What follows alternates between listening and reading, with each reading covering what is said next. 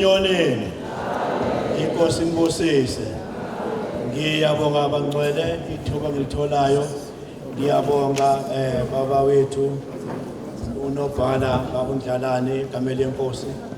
Ngiyabonga ithuba lokuba nangalo nyaka u2024 ngime la ekamele inkosi izomukela yonke imikhosi yaseNyonini. Amen. Nikhumule icathulo ngoba sisendaweni kaNkulunkulu engcwele. Amen. Kuyabizwa ukuba sikhumule icathulo. Amen. Nanokuthi bazalwane kuyabiza ukuthi umholi osiholayo umholi oyiluphi uhlobo. Amen. Enye into ingasilekelela ukuthi makhona onenkinga khona kubuka umholi oholayo nje ukuthi uziphethe ngaluphi uhlobo bese uyibheka wena ukuthi le ndlela mina ngiyiphethe ngane ngiyiyona akimhlazini umholi wami. Amen. No, asingeneke nginezwi lana engifisa uba imikhosi ngimukele ngayo. Ngicela ungifundele baba sekela nobhala lapha ku Isaiah 53. Sizofunda njena amavesi amathathu kuphela bazalwane. Ngithandile nje ukuthi mhlambe ngikhulume njena ngalo mprofeti uIsaiah. Amen. Isaiah 53 uzobambela amavesi amathathu njena uzobamba u4 u5 no7. 4 5 7. Ukuthula makube sebandleni. Ngizocela ke nami ukufunda ngokuthunywa ubaba uChairperson. Verse 4 ke ufundeka kanje. Kepha ke yazithwala izifo zethu yabetshatha ubuhlungu bethu.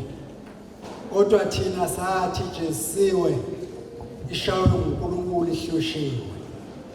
Thina ke sonke sedukile njengezimvu.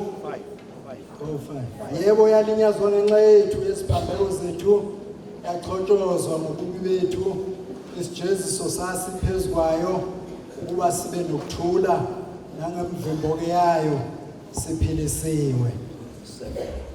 Yacindezelwa ke kepha noma yathotshiswa ayivulanga umlomo wayo njengewundle liswe ehlathweni nanjengemvethule phambi kwabagundi bayo ayuvulanga kumlomo wayo. Amen.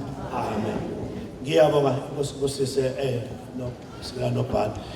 Bengithanda ukuthi sibuke le ndaba le nxa ngimukela imikhosi yaseNyonini emadadeni phansi kwababa uNxumalo ukuthi nayi ke le ndaba eyaxoxwa ngumprofeti uIsaiah.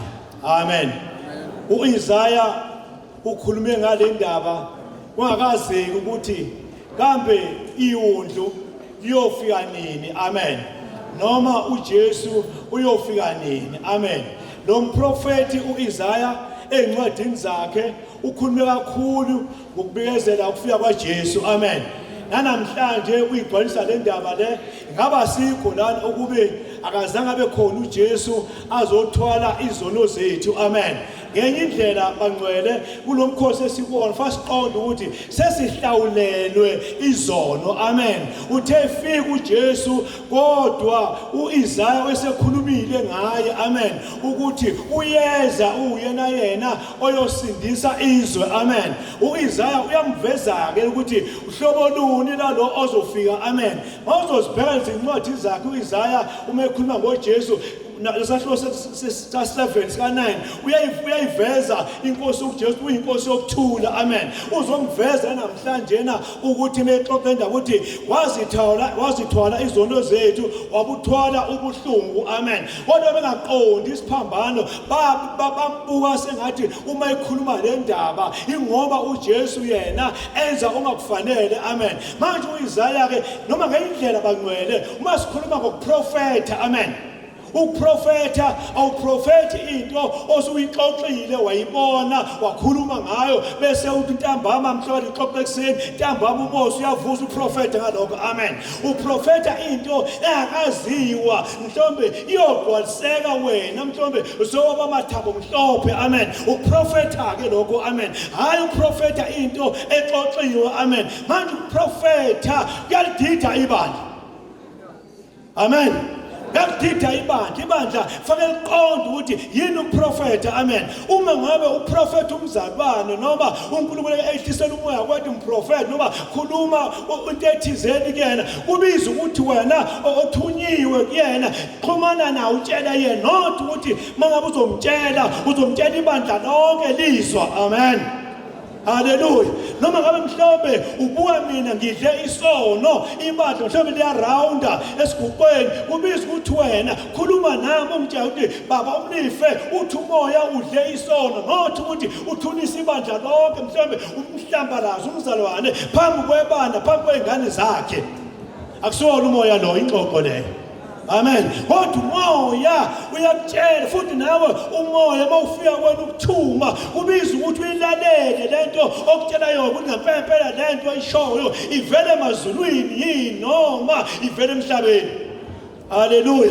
Manje uIsaya wayexoxa leyo ndaba leyo uthi yebo yalinyazwa ngenxa yephambeko zethu. Uyabona uJesu ushaya wakhe imvimbo lokho esihlangene ngakho namhlanje yena wengezanga cala kodwa wayafana nomuntu owenza icala ngoba wayebiza ukuthi azohlawulela thina. Ingakho uIsaya ke eyiveza le ndaba ukuthi nanguya ozayo ozohlenga izwe ohlenga abantu ezonweni zabo ngaleyo ndlela sesihlawulelo bazalwane.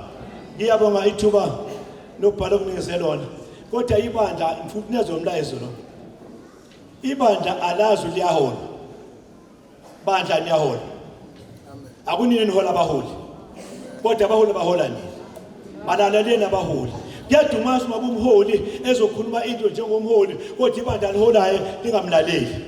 Amen. Kuyabiza ukuthi umholi uma ngabe ekhola umlalele. Amen. So ngeyilanga ngaba ihlazo mhlobe inyoni sigcwele kanjena athi nekhipha izwi baba umengameli uthola ukuthi izwi alikhishwayo uhleka usulu ngalo. Amen.